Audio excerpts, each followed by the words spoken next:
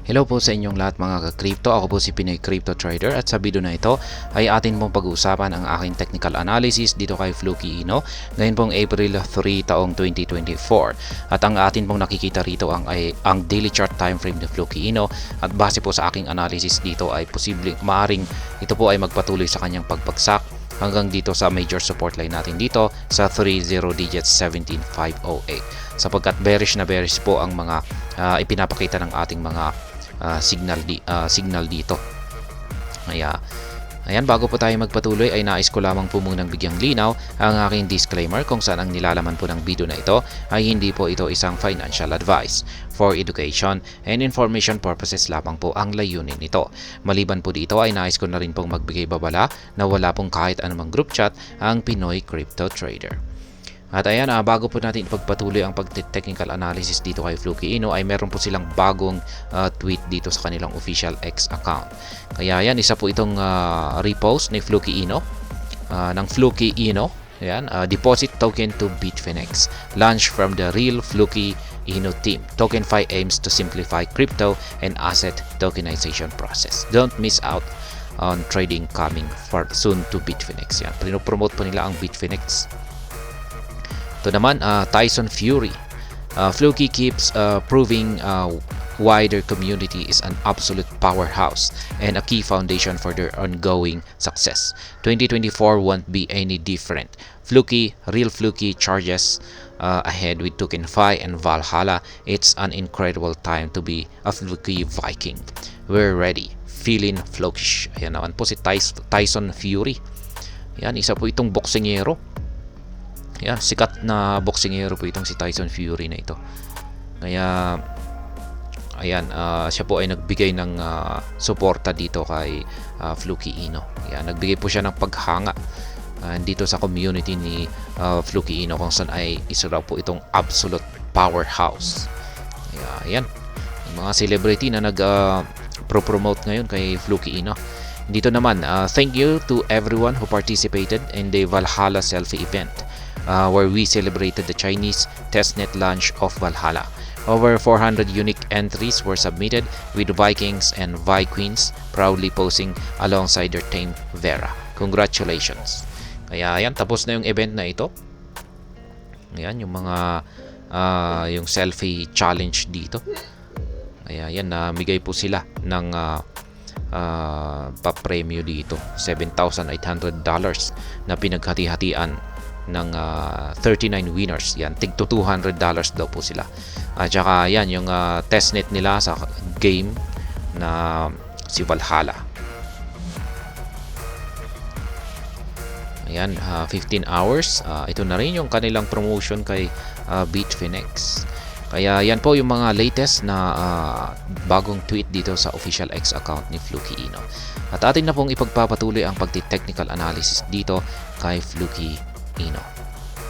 At ayan, kahapon po ay isang nabuong malaking bearish candlestick ang nabuo rito at binasag po niya yung lower portion ng ating triangle pattern na ito. Sa po itong symmetrical triangle pattern. Kaya nagbibigay po ito ng isang bearish signal or pabagsak na signal ni Fluky Ino. Maliban po rito ay ganun na rin yung ating Hall Sweet indicator dito. Ayan, nagbago na yung kulay niya mula po sa pagiging kulay green at nagbago na po ito ng kulay red. Nagpapakita na rin po ito ng isang bearish signal na babagsak. Sinasabi nito na babagsak ang market price ni Fluky Ino sa mga susunod na araw. At ganun din po dito sa ating mga nabubuong QQE bars.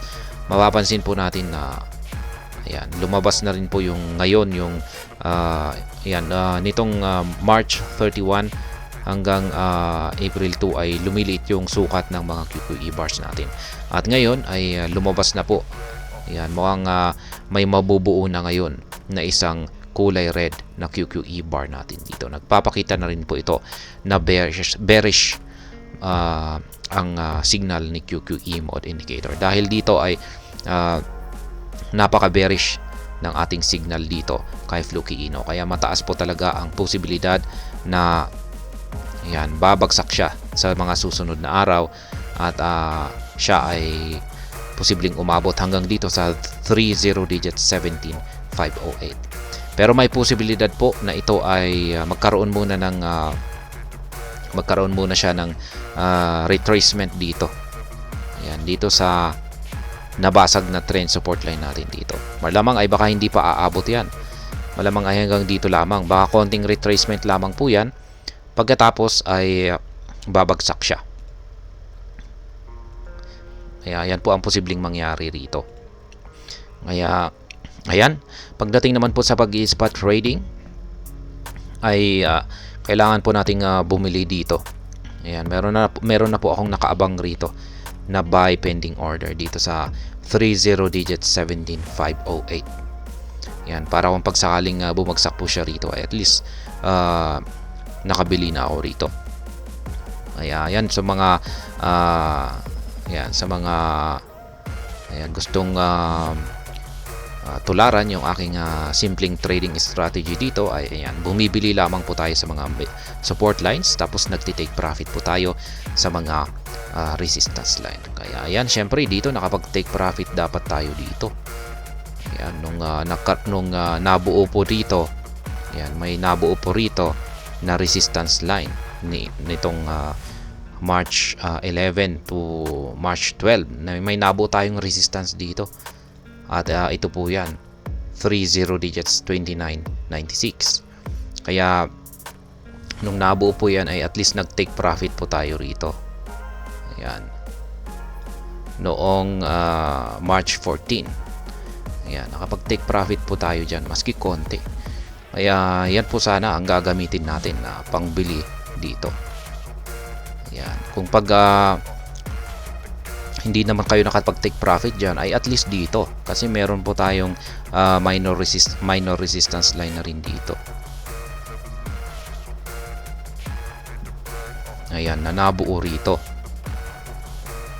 Lagay po natin yung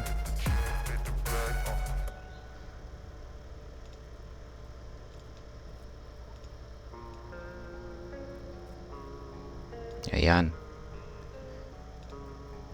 Kasi ilang beses na po niyang pinatatamaan yung resistance line natin na ito. Kaya dapat nakapag-take profit tayo rito kung hindi po tayo nakapag-take profit dito.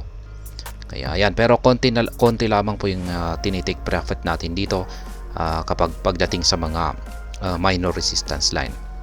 Kaya ayan, dahil dyan ay dapat ay yung mga na-take profit natin dyan ay ito yung pwede nating gamitin na pangbili dito. Yan, sa support line dito sa 30 digits 17,508 para mas lalong lumalaki yung holdings natin dito kay Fluky Ino. Kasi sa tingin ko ay mukhang ito na yung solid support natin dito. Yan, magiging matibay po ang support line na ito at hindi na po ito basta-basta mababasag ni Fluky Ino. At sa tingin ko dito po talaga siya tatalbog. Ayan, tatalbog po siya at aakyat po ulit siya. Babalikan po niya ang resistance line natin dito sa 29.96. At ayan po ang aking technical analysis update sa araw na ito dito kay Fluky Ino. Sana po ay inyong nagustuhan ang aking paliwanag dito. Kung inyo po itong nagustuhan, pakiclick lamang po ang like button nito. Para naman po sa mga bago lamang dito, kaya po ay aking inaanyayahan para mag-subscribe. Pakiclick na rin po ang bell icon nito dahil ito po ang siya magsisilbing notification nito sa mga bago kong videos na akin pong ina-upload sa aking YouTube channel na ito. Marami pong salamat sa panunood, ingat po tayo lagi at God bless po sa ating lahat.